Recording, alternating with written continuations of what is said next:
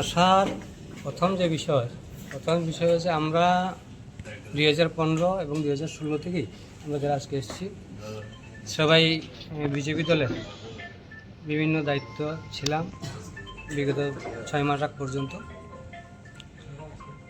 আজকে বর্তমান যে বিজেপি এবং 2018 আগের যে বিজেপি তার মধ্যে দিনরাত্র তফাৎ আছে। আজকের বিজেপিটাকে আমি মনে করি না আজকের দিনে বিজেপি কোনো রাজনৈতিক দল। আমি মনে করি এটা একটা কোম্পানি। বিজেপি নামদার একটা কোম্পানি ত্রিপুরা চলছে। এই কোম্পানিতে কিছু লোক চাকরি করছেন। আমরা রাজনীতিতে এসেছি মানুষের স্বার্থে কাজ করার জন্য, পিছিয়ে পড়া মানুষের স্বার্থে, যারা পিছিয়ে আছে সমাজে তাদের জন্য কাজ করার জন্য। এই উদ্দেশ্য নিয়ে আমাদের রাজনীতি আসা।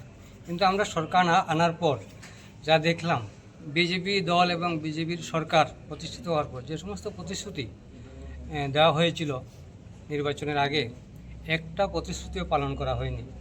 আমি যদি আজকে ত্রিপুরার কথা বলি, সারা ত্রিপুরা নেশার রাজ্যে ডুবে গেছে। এটা আপনারা সবাই জানেন। গ্রামে থেকে শহর পর্যন্ত পুরা যুব সমাজকে এই নেশা ধ্বংস করে দিচ্ছে।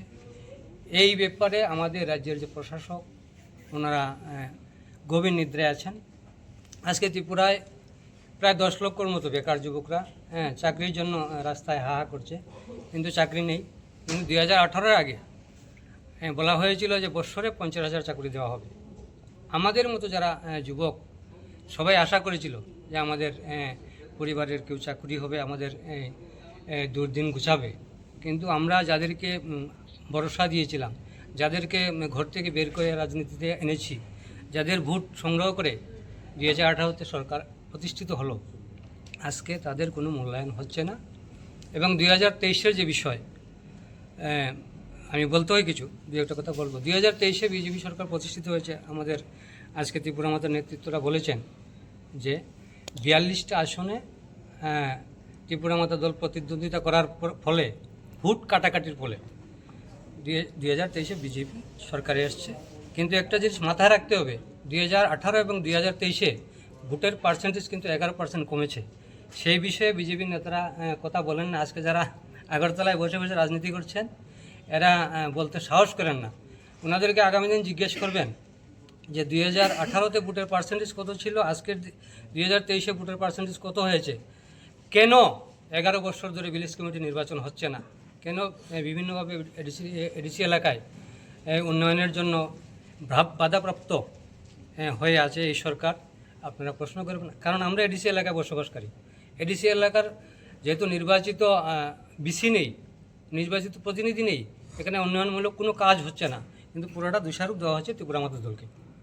তো আজকে আর বেশি বলবো না, বলার অনেক কিছু আছে। 11 বছর এই বিজেপি দলে কাজ করেছি, বললে 11 ঘন্টা সময় লাগবে, আগামী দিন বলবো। সবাইকে নমস্কার। আপনি কোন বিধানসভা এলাকার এবং আপনার বিধানসভা এলাকায় কি কি কাজ হয়নি? আমি করমচর 48 করমচর বিধানসভা এলাকা। আমার বিধানসভায় কাজ হয়েছে এমন দেখার মতো কোনো কাজই হয়নি। রাস্তাঘাট হচ্ছে, কিন্তু এই রাস্তাঘাট করতে গিয়ে যে অনিয়ম হচ্ছে সেই বিষয়ে কথা বলার কোনো লোক নেই। উপর থেকে নিচ পর্যন্ত একইভাবে চলছে দুর্নীতি। পুরা দুর্নীতিতে দুর্নীতির একটা দল, দুর্নীতির সরকারে পরিণত হয়েছে বিজেপিটা। কি বলবো? নাম সুমন্ত দে। কি ছিলেন আপনি আগে? আমি 15 ডিসেম্বরে বিজেপিতে যোগদান করি। প্রথম অবস্থায় 6 মাস মণ্ডল কমিটির সদস্য। 2016 জুলাই থেকে 19 পর্যন্ত যুব মোর্চার মণ্ডল সভাপতি। 19 থেকে 20 পর্যন্ত যুব মোর্চার ডিস্ট্রিক্ট সেক্রেটারি। 20 থেকে 2025 ফেব্রুয়ারি পর্যন্ত আমি লাগাতার 5 বছর মণ্ডলের জেনারেল সেক্রেটারি ছিলাম। কর্মচারী মণ্ডলের জেনারেল সেক্রেটারি। 2015 তখন ব্যবসা করতাম। ব্যবসায় ছিলাম, কোনো রাজনীতি ছিলাম না। রাজনীতি ছিলাম না, ব্যবসায় ছিলাম। ব্যবসা ছেড়ে রাজনীতি ছিলাম।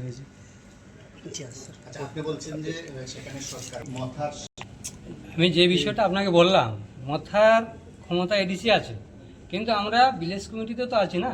এখানে ভিলেজ কমিটি তো আছে, তো ভিলেজ কমিটি তো প্রতিনিধি নেই 11 বছর ধরে। কাজ করবেটাকে, কাজটা করবে এখানে এমডিসি আবার বিজেপির এমডিসি। আপনি যদি এডিসির কথা বলেন তাহলে এমডিসি বিজেপির, বিসি নাই, বিসিতে জনপ্রতিনিধি নাই, কি করে উন্নয়ন হবে বলুন? সরকারে বিজেপি আছে, বিজেপির ড্রাইভারটা তো আর ত্রিপুরা মাতার উপর চাপিয়ে দিলে হয় না রাজনীতির স্বার্থে। ধন্যবাদ।